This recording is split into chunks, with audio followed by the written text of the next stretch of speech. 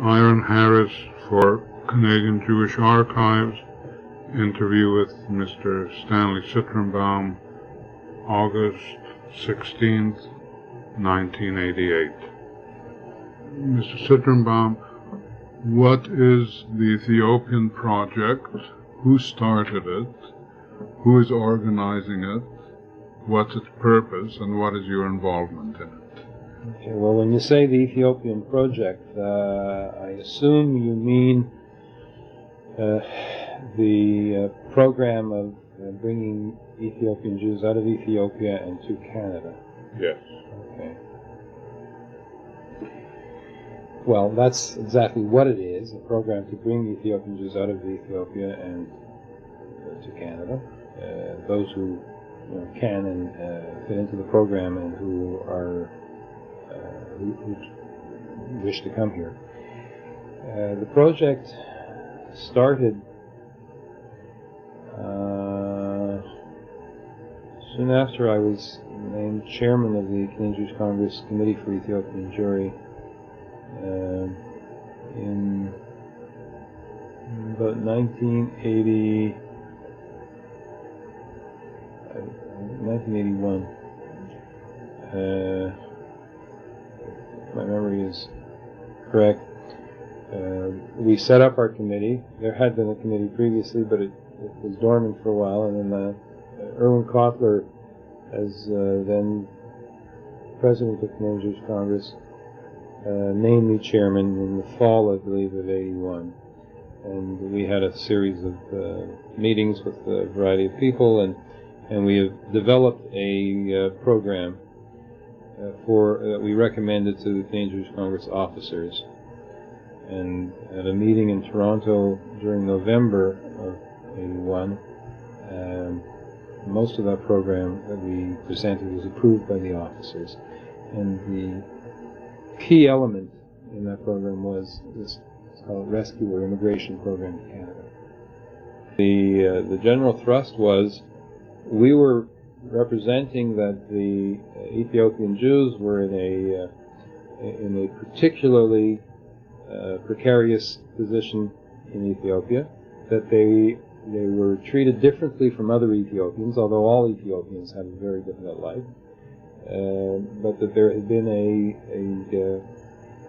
a centuries-old tradition, really, of treating the Jews, the Ethiopian Jews, Beta Israel, or Falashas, as they were commonly called, as an underclass, as a separate pariah class, almost, for all sorts of reasons, but including political, religious, occupational, superstitions that have long traditions in Ethiopia and some other countries like it. And that for all these reasons, it was important for us to have the government consider Ethiopian Jews as preferred candidates for immigration to Canada, as refugees or under whatever category they could fit in order to get here. What is the integration like into Canadian life? There is a fair amount of integration. To Canadian life, most of them are young people who are late teens, 20s, who want to continue their education. Others are families with children, some very young children, some teenage children. And education is the theme that's constantly heard about, the main concern and activity. And some of the students are doing, quite well, and the language is something to be overcome, and as a main item to, in order to achieve the more advanced education. I think, given the overall circumstances, they're coming along very well. They need and they receive a fair amount of community help.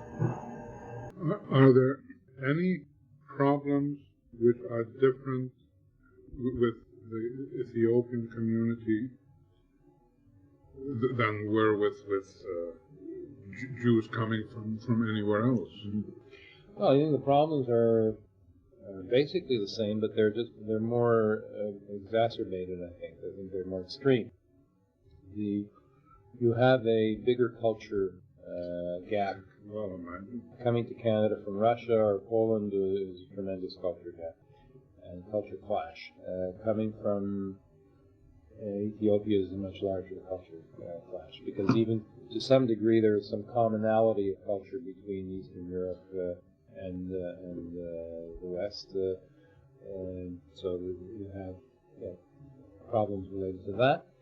In addition, well, at least after the first of the Jewish immigrants arrived here, when most immigrants arrived, say earlier in this century, there was already a Jewish community here that was established. So the first ones have, in a way, the hardest time in terms of their cultural adjustment and retention of identity and development. So almost all the other Jews who've been arriving in the last years have had, let's call it a host community. Not just a Jewish community. Yes, the Ethiopians have a Jewish community here that is ready, willing, and able to be of some help. But they don't have a local Ethiopian Jewish community to help guide them through the ropes and through the community and through development. Whereas the Russian Jew, or the Jews who came from any other country, perhaps an analogy situation would be the Moroccans in the early 50s. Right. I don't know. That might be somewhat analogous, but even that's not a very good analogy. I mean, they spoke French, which was the language here, and so. The other problem is they, perhaps related to the fact that they don't have local antecedents. They don't have an uncle or a grandfather or a cousin who's here and who's been here many years, who can not only show them the ropes, but also help them find a job in their own firm, help them if they want to go to school, take them into their home so that they can go to school. These are things which are not unusual with other immigrant groups. I think of some of my own cousins who came after the war. And I remember we had 5 or 6 cousins living in our house. And it spread, but so be it. But they had both a family and a social and cultural and welcome on a very personal basis. And they lack that immediate cultural affinity with the people who have already adjusted here. Well, another problem is that the majority of them are young, right? That there's no older generation to begin with. No, the oldest among them, I believe, Malka, I think, is about 42, and I can think of 2 or 3 other men who may be around that age, late 30s, early 40s. There are no elders. Great. Thank you.